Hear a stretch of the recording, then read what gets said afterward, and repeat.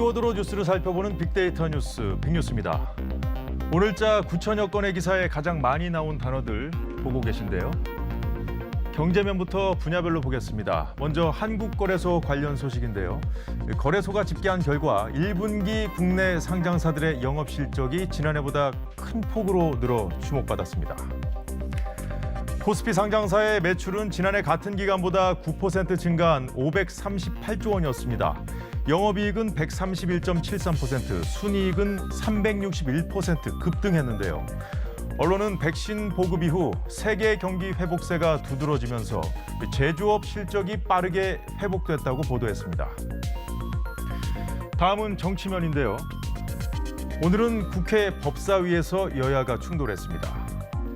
회의 사회권을 놓고 벌어진 일인데 윤호중 위원장이 민주당 원내대표에 선출되면서 같은 당 다른 의원에게 사회권을 넘기자 국민의힘은 국회법 위반이라고 반발했고 끝내 전원 퇴장했습니다.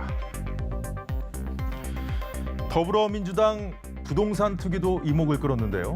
특위는 1가구 1주택의 경우 재산세 감면 대상을 공시가 6억 원에서 9억 원으로 확대하는 쪽으로 가닥을 잡았습니다.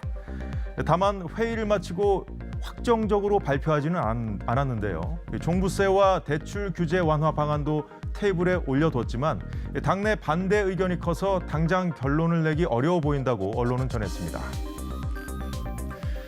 국제면에는 일본의 패션 브랜드죠.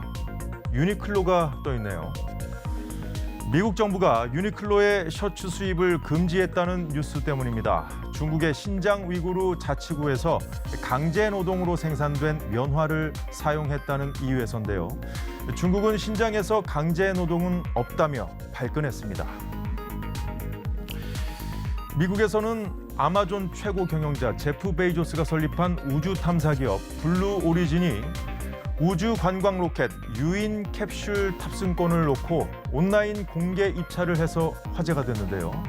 좌석 한 석에 대한 1차 입찰에 136개 나라에서 5,200여 명이 응찰했는데 2차 입찰에서는 최고 응찰가가 이미 240만 달러, 그러니까 27억 원까지 올라가 세상을 놀라게 했습니다.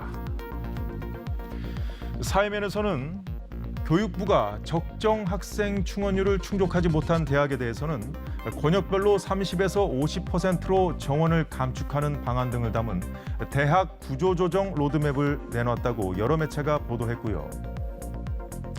검찰 연관 뉴스 중에 형제복지원 사건의 피해자들이 국가를 상대로 80억 원을 청구하는 손해배상 소송을 제기했다는 소식과 버닝썬 사건에서 경찰총장으로 불렸던 윤규근 총경이 무죄가 선고된 1심과 달리 항소심에서는 일부 혐의가 유죄로 인정돼서 벌금 2천만 원형을 선고받았다는 소식도 언론이 비중 있게 전했습니다.